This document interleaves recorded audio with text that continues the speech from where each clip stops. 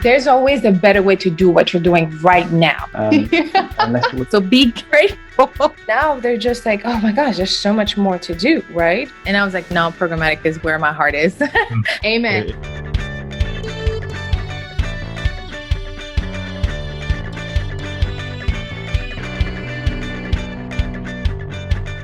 Welcome to another episode of the Programmatic Digest podcast. We have my very, very good friend on as a guest today, Carlos. How are you doing today, Carlos? Doing very well. Thank you, Hélène. I am very excited to have you on. Carlos and I know each other we go way back. Let's just say it like this, okay? We go way back. I'm very honored to have you as a guest today because we're going to talk about programmatic experiment testing during your optimization phase. We're going to talk about maybe mentorship, community, and also like the importance of understanding other channels besides just programmatic or creative and programmatic and how it can pretty much benefit you as a programmatic ninja. But before we get into those topics, Carlos, how about you take a minute or two to just talk to us about who you are and really highlight your journey from where you were to now where you are. Okay, thank you, Hélène. My name is Carlos Villanueva. I was born in Panama, so I'm not from the U.S., but I have spent most of my life living in Miami, Florida. I kind of have like an interesting journey into programmatic. And I started in the retail sector. I did retail stores, worked as an assistant manager for a few years before actually getting into anything remotely near digital marketing. Uh-huh. The other things, once I kind of like left the retail sector, I started working for the Miami Herald here in Miami, a newspaper. And that was kind of like my first stepping stone into media in general. I spent a couple of years on the publishing side, not doing anything digital per se, but just working with the actual newspaper. Nice. But then I was drawn into the online side, the Herald.com, and I started to kind of like apply for positions, and I finally got one after a couple of years and started working. My first digital position was working in as a real estate producer, kind of working in the real estate page, and managing some of the widgets that you will see when you go into the real estate homepage. Nice, that's from really there. Cool. From there, I spent a couple more years working in that position, in that role. And then I was handpicked to kind of work in as an ad trafficker for the ad trafficking team. And that was about maybe 2006. And from there on, that goes way back. I go way back. I'm aging. Way back. Aging myself here. I did from 2006 maybe to about 2015, just did ad operations and ad trafficking. My first role after the ad trafficking was in the programmatic space, maybe around 2015, that I started working with an agency, and I kind of started working in that sector, being a media buyer.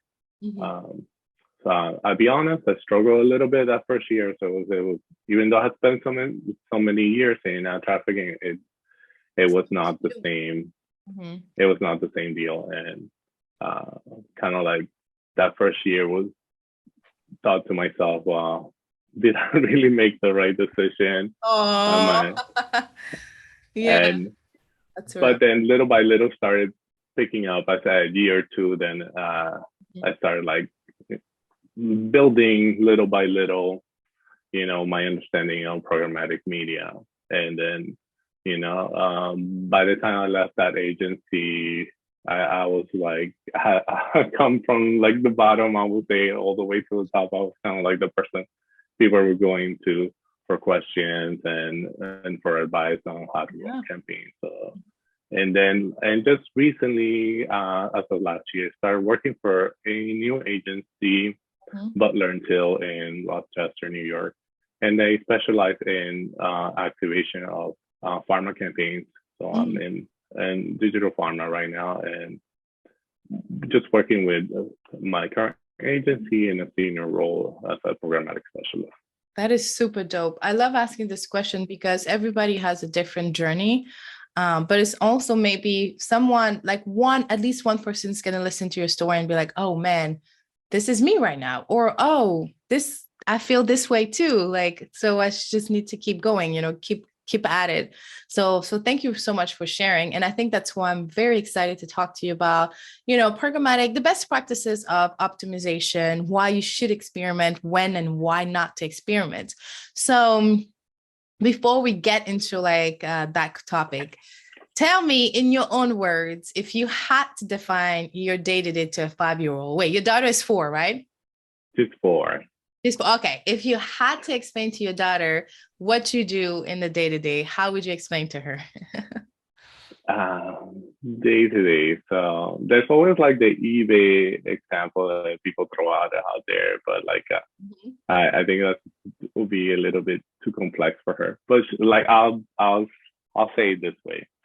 Let's say we're at the mall and she loves Claire's, the store Claire's that has like all this jewelry and earrings, yeah.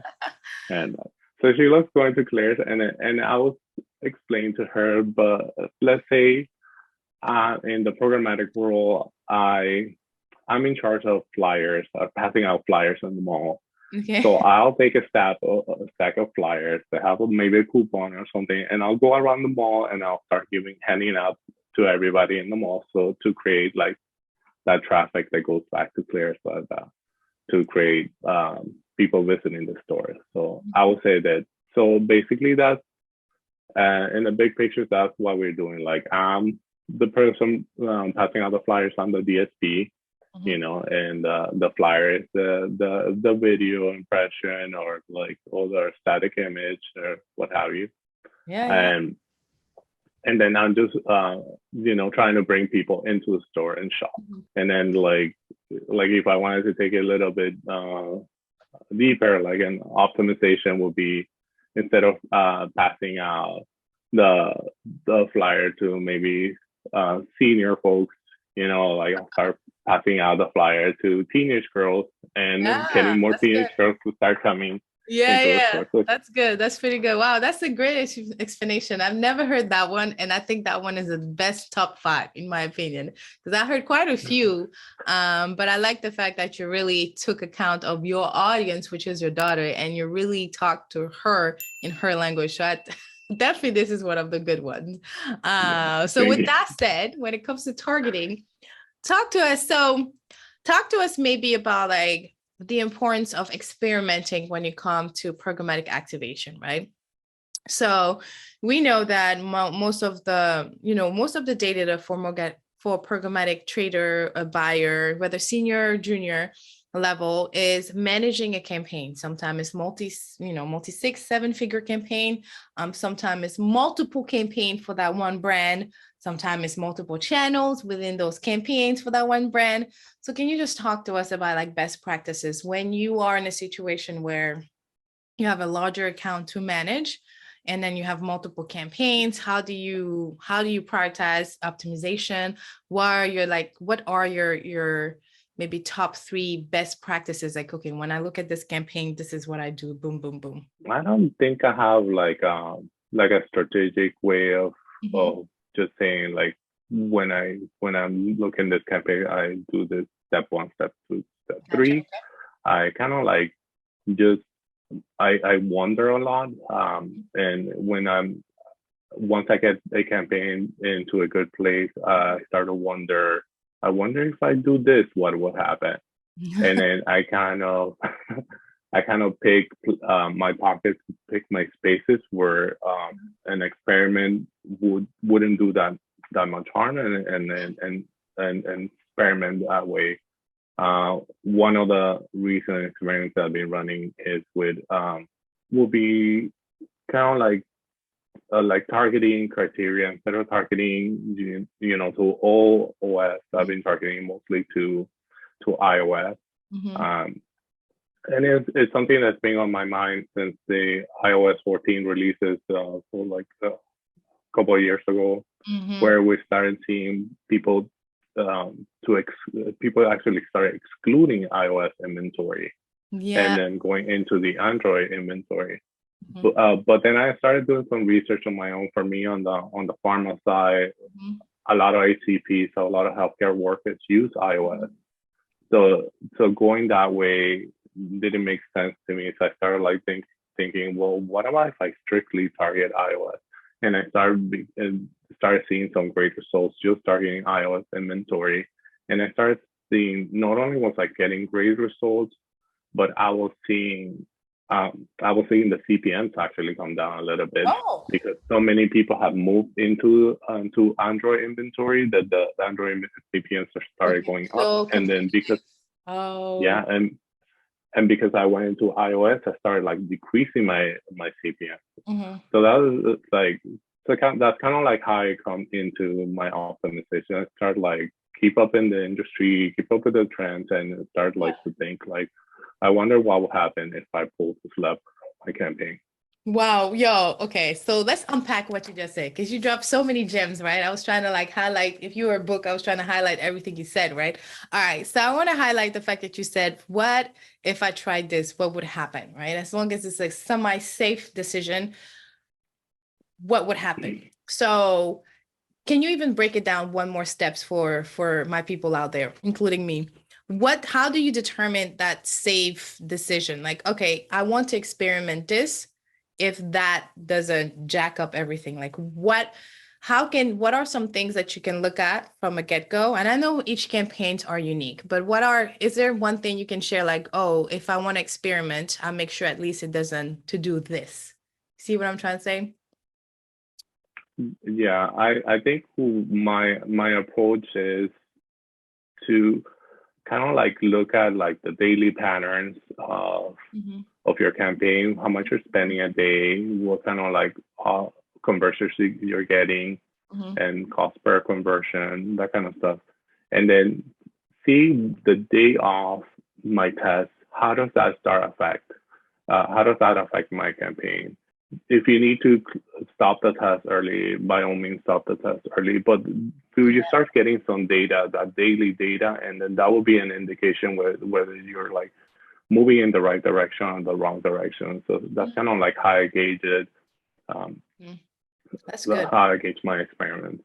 Yeah, that's really good because I think it's always like I remember as a trader, and even now when we're consulting with clients, when they ask me like, when do you know to stop this experiment, or when do you know to start the experiment? I always have to go back and look at things. And you're right. I think once you understand the trends of your campaign, then you'll be able to assess fairly easily, like this is going to really switch.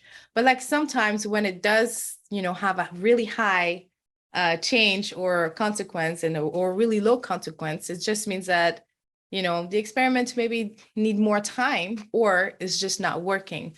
So I appreciate what you just shared, especially with the example of the iOS. So how did you measure though the conversion? What was the result from what was the conversion that you were tracking?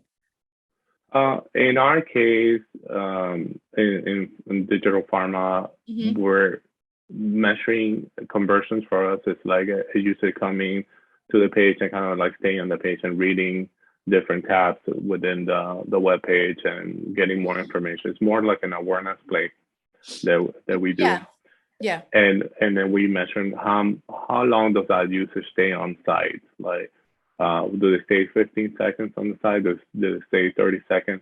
And we're always optimizing for the users to stay longest on the site, because eventually, what the end game is kind of to get that user to talk to the doctor about a particular drug and say, I heard about this drug, and like what do you think about it? So that's kind of like the end result that we're trying to do. And we have seen a correlation that like users that spend more time on the page are more likely to go back to their physicians and kind of talk to them Wow. about that drug.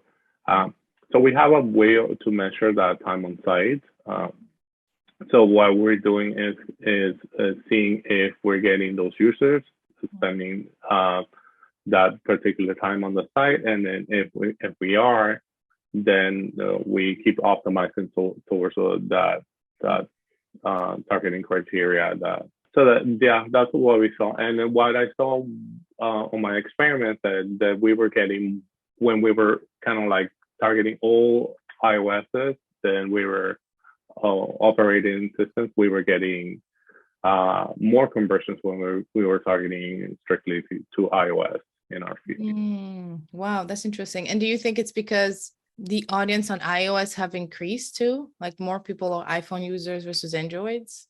So the stats that I've seen worldly in the world, there's more Android users than iOS users. But Okay. in the US, actually flips. In the US, there's slightly more iOS users than Android users.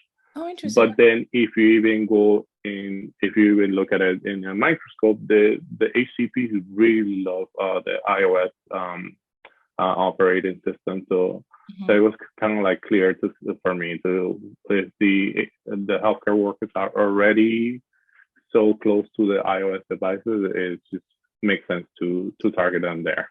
Wow, that is so dope. So if you're listening and you thought about excluding iOS because of lack of measurement, then this is your answer. Call Carlos for consulting purposes. I love that. Okay. All right. So give us another example of where you maybe had to experiment and then you were hoping for something, but you got something totally different. So give us like let's flip the coin, and see, because I want people to realize that experiments can go either way. But the biggest thing about experimenting in your optimization or in your campaign management is the fact that it'll tell you a story you might need at that moment. So if it's not working, then you know not to do that, right? So can you share a time where you experimented and you're like, oh shucks, that does not work? Oh yeah, like a recent one, the ones that I have in my head right now is it's another campaign, another digital pharma campaign that I was running. Okay. And I started thinking about the campaign, started wondering like, what about if I shut down the campaign on the weekends, maybe I don't get enough conversions happening on the weekends because doctor offices are closed on weekends. And I started like having that hypothesis in my head. I went ahead and didn't get the results I wanted. It turns out that like doctors, doesn't matter if it's the weekends or weekday, they're always like looking for looking for information. So it's like it's a 24 hours, 7 days a week type of thing. So it doesn't really matter. So I was hoping to see more conversions happening because I was targeting my budget Monday through Friday, but I didn't see that happen. But it was an easy way. I just reverted back to the settings I had before, and I was able to get back on track. Yeah. But I think doing those experiments are important because the wondering, you stop wondering, you start thinking maybe there was something else I could have done. Like if you go through each channel, I kind of like test out like the different options that you have, though you know the answer, well, that doesn't work. And I think that's important to like, even though experiments or tests that you do having that not work, it's okay too. It's a win, because you're understanding more about how the sector works. Wow, that's good. That's good. And did you have to explain to the client what happened? No, I kind of choose a pocket. I kind of don't optimize all. I don't do a blanket test on everything. So it's kind of like one particular campaign with kind of like a smaller budget, and I'm gonna make that my test. And then you do have to explain. Conversions went down, but like that's always the nature of like any campaign. It's not a projection that goes up. It has like peak and valleys going up and down. I like that. That's dope. So once I reversed my targeting criteria, then like I was able to get it back on track. Yeah, I think that's a really great example because again, we think that because programmatic advertising is just automated, that we should be able to see all of this right at once, right? But you do have to experiment. I mean, we do have better measurement capabilities, but like we still have to experiment, and sometimes experiment goes wrong, but sometimes it goes right. But regardless, you still have the ability to say, actually, this is not working, so we're not going to do this, or this is working really well, so we continue testing. So that's really, really cool. All right. So you're in a senior position in your career, in your journey. And so I'd love to hear about how do you continue educating junior level teams, maybe that are under you or in your overall team. How important is it to continue educating yourself? Because I literally heard you say something very specific about iPhone users in the US against iPhone users and Android users globally, which is something a campaign cannot really tell you. So you have to do a certain level of educating outside of your day-to-day or outside of those campaigns inside. So talk to me about like some of that. Like what does it take for you to get educated, but also to continue sharing that knowledge with like junior level, team? I think for me, everybody has like a different approach, but I know the importance of staying current with the trends that are happening. It's very important to listen to podcasts like yours or courses like yours, a reach and frequency course. And I think as an associate or mid-level or senior level, just go ahead and sign up for as many courses as you can. Don't just rely on the courses being offered you that are being offered by your agency or your particular DSP, because they will have different perspectives. So I think it's important, there's a lot of information out there in LinkedIn, just like follow as many media vendors as possible. They tend to offer like a lot of webinars and sign up for as many webinars that you see. There's conference out there's things that happen locally in your city, and find groups of people that just want to have a conversation about programmatic and what they're seeing in their industry and what are the trends and what is happening on their campaigns, what is happening with new vendors, so I think that's how I try to keep up, because it's hard to keep up with everything that's happening at once. But like that's my attempt. And I also like kind of like have this little hack that like whenever there's a presentation or something like that, I'll record it and then I'll play it back later. And surprisingly, I understand way better like the second time around, or maybe like a couple of weeks later or a month later, I'll understand more.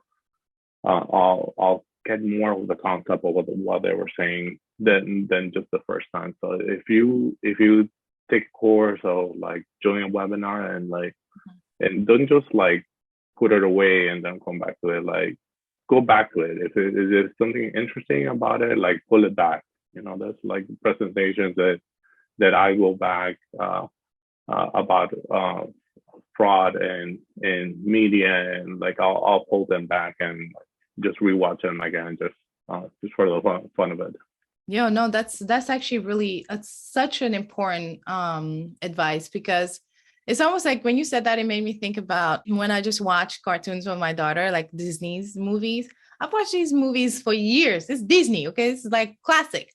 But then I was just sitting down and I noticed how Ariel was calling. So we watched Ariel, the Little Mermaid, in French, because we speak French to her. And I remember I had never noticed how she was calling Flounder a total different name, right? In French, she calls Flounder Polochon, which is nothing. It's just a name. It's just a name. It's not even like flounder is the name of the fish, flounder. But flounder in French is totally different from polochon. So I had never noticed that. And I've been watching The Little Mermaid for years. So this is just a crazy example to illustrate what Carlos just said. Sometimes you have to rewatch or reread or QA yourself, redo that same steps, because you're going to see something that is different and notice something that is different. And there's so many things about even Mulan, even like all the classic, literally we sit down and we watch some of them and I'm like, oh, I never knew that this was there before. And so it's really important to go back and review your own work. And I think I want to applaud you for saying this, because I think a lot of us are set it and forget it type of people when it comes to learning, educating ourselves, and we never go back on it. So I'm going to challenge y'all, just like Carlos is challenging y'all, to really go back and pull some actionable insight from the content you just watched or rewatching, and continue rewatching. And there's nothing wrong. Like once a year, I make a point to reread. I used to reread The Alchemist once a year, every year. I've read it maybe 5 times, and I remember always saying something different.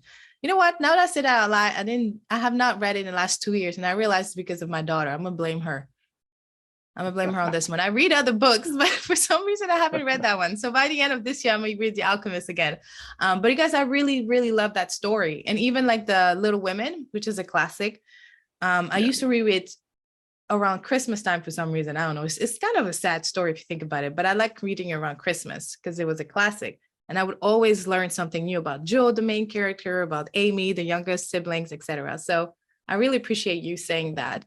With that said, let's talk about the community. Let's talk about mentorship, because you've joined the Programmatic Meetup community maybe late last year, and the value you've brought into the community has been so exponential. Like literally, I had Carlos host community calls when I couldn't make it and have like, Carlos, just talk about optimization. You're so good at it.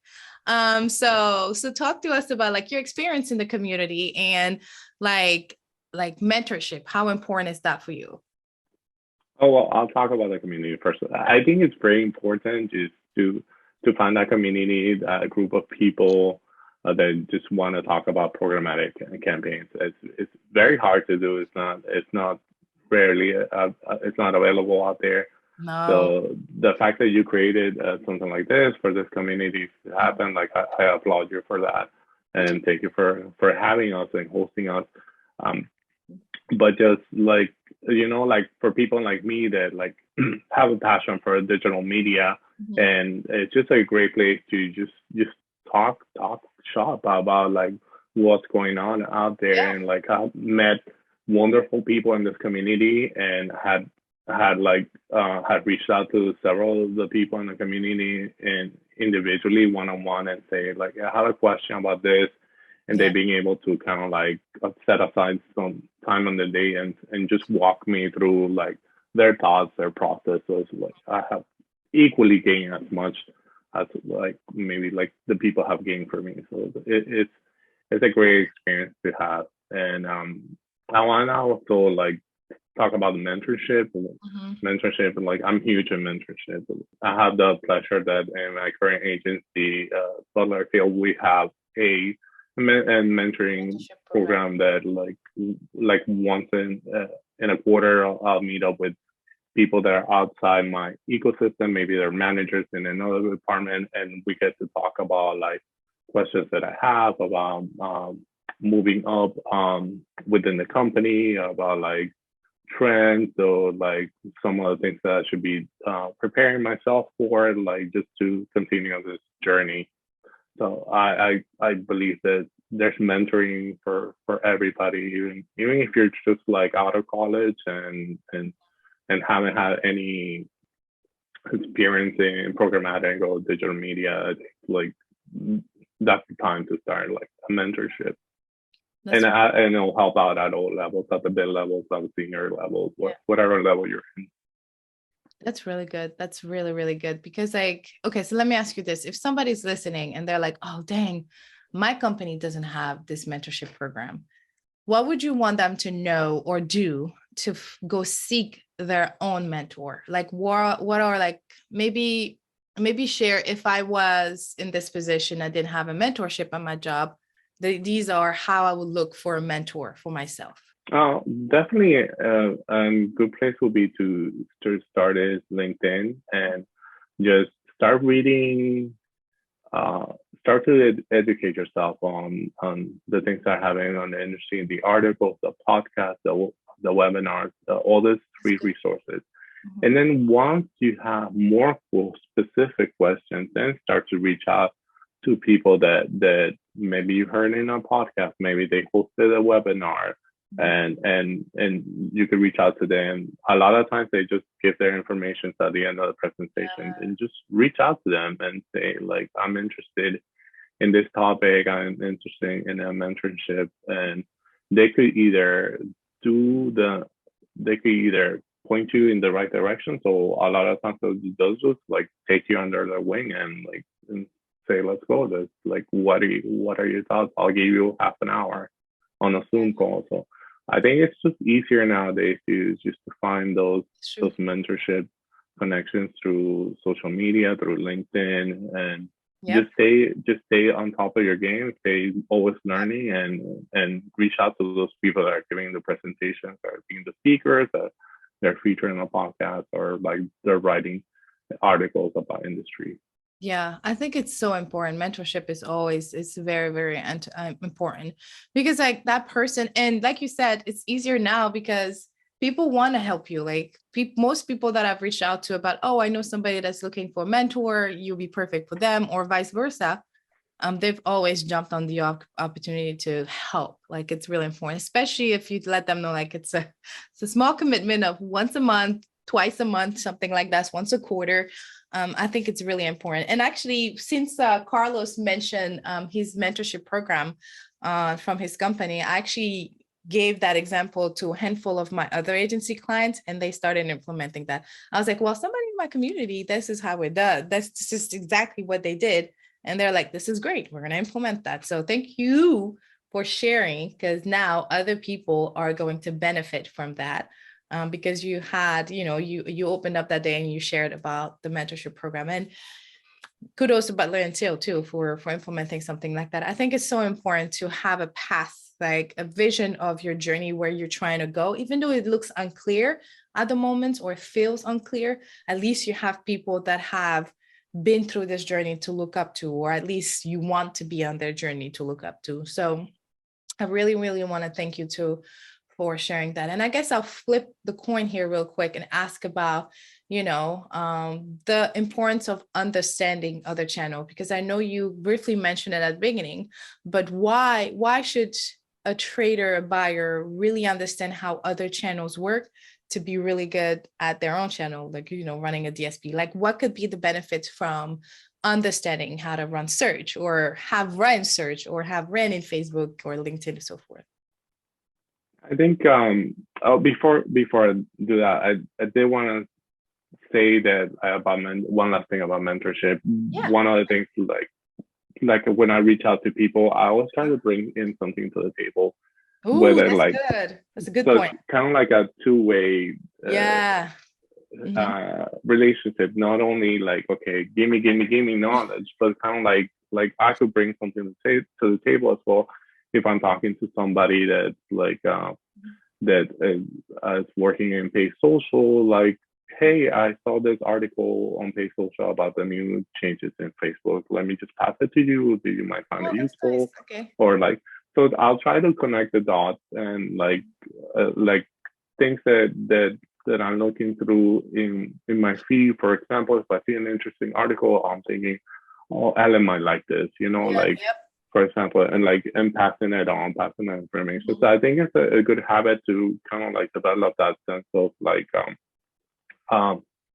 seeing what information is out there, and matching that to like the particular people that you work with. Like they might be interested on this, they may be interested on that, or webinar or something like that. So yeah, I try to do that, so it's not only like me gaining knowledge, but I'll try to bring something to the table as well.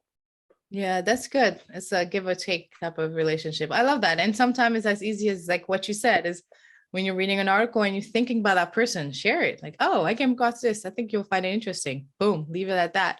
I think that's really great. That's dope. Thank you for sharing. And about other channels, like I have a lot of experience in paid social. Mm-hmm. So I was kind of fortunate in my last agency that we ran programmatic campaigns and paid social campaigns at the Yeah. same time, I got to learn like a lot of the paid social side.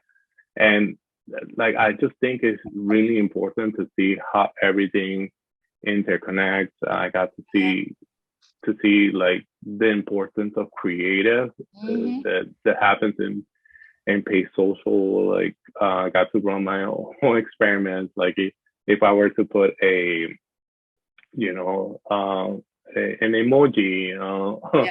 on my primary text, like what would happen, you know? And like, if I were to take a static image of the client gave me and make it animated, just using like Yeah.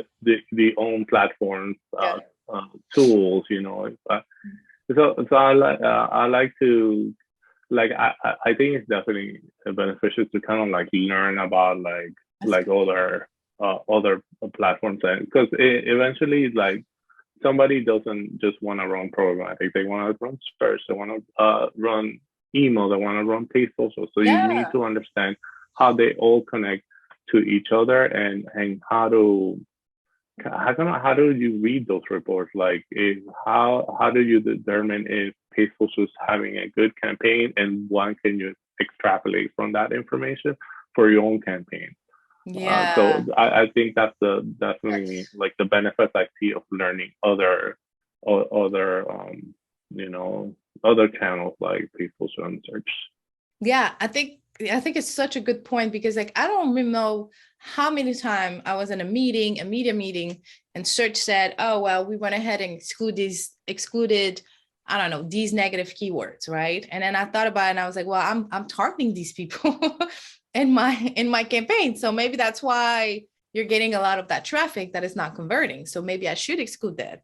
And or Mm-hmm. like you said in social, like they'll test creatively a little bit better than in display, and then you'll get some of that insight and optimize on our end, like, oh, those people are more likely to follow Instagram accounts on like personal fitness of moms with toddlers. I don't know, like the fitness instructor is a mom and she has a younger kid, and then so that's really relatable, and that's type of data segments we can target on in our DSPs. So I think it's really important to, and going back to everything you just said, right? Experimenting, looking for, looking for new strategies, even on the mentorship aspect. If you have a mentor that is in programmatic advertising, and then you have a mentor that is, in social or search, like being able to have that perspective is very important, because sometimes we get very tunnel focused in programmatic, Yeah, break the right? silos.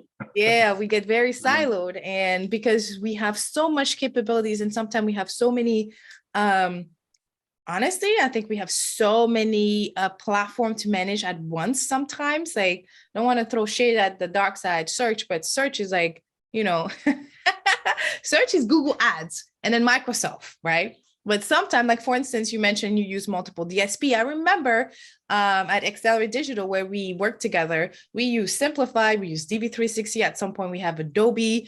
At some point, we had something else. It's like a lot, right? And then we had Facebook campaigns that we were managing at some point. So we have like 5 to 6, 7 DSPs to manage at all time for one or multiple campaigns sometimes. So I think it's really important to step out and really learn from others. And sometimes, and I remember doing that with all of my positions, like so agencies or your work may not have something officially implemented, but if you know that you have a search buyer that is managing the same brand as you are in programmatic, reach out to them, be like, hey, can we check in next week? I want to learn about your campaigns. What are you doing? What is working for you and what not's working, so that I can see how I can complement it in programmatic or vice versa. And I swear, like, the amount of information you'll get out from that meeting is really going to set you up. Like, because you're going to come out with so much inspiration, tactics, ideas. You're going to be able to really experiment, Yeah. like Carlos is telling you to do. I hope you do it. Yeah, I definitely believe that. Yeah. We're so focused in our own channels and to work within this little silos. Reach out to people in the content team and Content as well. Yeah, don't have to be SEO, email, like pay search, pay social, and find out what they're doing, because a lot of things could apply to your campaigns, and you just want to get that insight from them and apply it to your own campaign. Yeah, I love that, especially on the creative aspect. Like sometimes I know that creative team don't hear anything until like the very last minute, especially in the strategy and like in the strategy process, right? They only hear this is what you should do. But being able to talk to creative, like, hey, according to my past data, these type of audience have engaged the highest, or these sizes have had the highest performance or the highest results. Giving that information back to creative people can be very, very valuable to them, because now they'll know like, oh, so this is a larger image. I get to fill in more. I get to have more flexibility in how the creative is going to look, right? Because it's higher impact. And versus like the mobile, maybe the mobile should be like a GIF or a HTML where you flip multiple frames instead of stacking a lot of writings, because mobiles are really small. So like, yeah, I always remember even asking those meetings with those creative people and letting them know like, hey, I don't know if you heard, but the best performing sets that you created for my campaign was this one. And I think because of this, or, hey, this creative did not perform really well, but it could have been because of, you know, the audience or the seasonality, not so much about the creative. So being able to really encourage, and then also another skill set that you develop is like, it's going to help you when it's time for you to be a manager and manage people, because now you're not afraid of asking and reaching out to these people and delegating and you know, really pulling their creative thinking into the mix, you know, really challenging them. What can you tell me about this? Like, oh, well, let's start here, you know, start from the top to the bottom. So thank you so much for dropping by. Want to be respectful of your time. Before you hop off though, I'd love it if you can share like one fun fact about yourself, which I think I know which one, but fun fact. Okay. Like I have like many interests besides programmatic. I'm also interested in music. I used to have a band before. It's like I play guitar and I have a large collection of like instruments and guitar pedals. I think I cannot collect guitar pedals now. So I just got one recently. I have it right here. Like, oh, what is that? As you can see it, it's a guitar pedal made by Jack White, and he's like and it just recently came out. It just takes your sound like an octave higher and an octave down, and just creates like this like full sound that like when you play the guitar, like it sounds like you're Jack White. So I'm really into collecting guitar pedals. The other thing that no fun fact, I'm also a yoga teacher, yoga therapist, and I have passion for yoga and for working with people. I have worked with people like that have like in many different populations. People have Parkinson's disease. I have done classes for children with special needs. Wow, and also and I even ran a program, a class for prenatal yoga. And I think I was probably like the only male to ever do that in Florida, like, or maybe the United States. The first Latino to do that. Yes. That's awesome. That is so cool. I had no idea about the guitar. I knew about the yoga part, but the guitar is really cool. I knew you were into music because I remember when you came to Raleigh, everybody went to bed and he went out to see a band. Like what? It was 11. Everybody was already done with the activities. And I was like, Carlos, you went out and then you woke up for yoga the next morning? Power to you. Yes, very important. Very important. You know, I love that. Thank you for sharing, because I think it's a great reminder that, you know, we tend to be so consumed by work and we forget that it's a whole world out there that is important, and that our current job does not define us as a person. It's not even part of our identity. It may define some skills, but it's definitely like, what makes your heart happy? If you're good at your job, that's so great, right?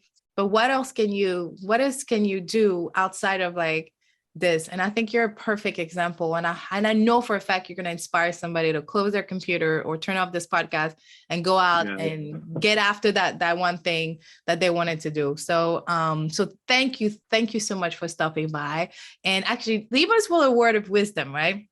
what would Carlos say or do?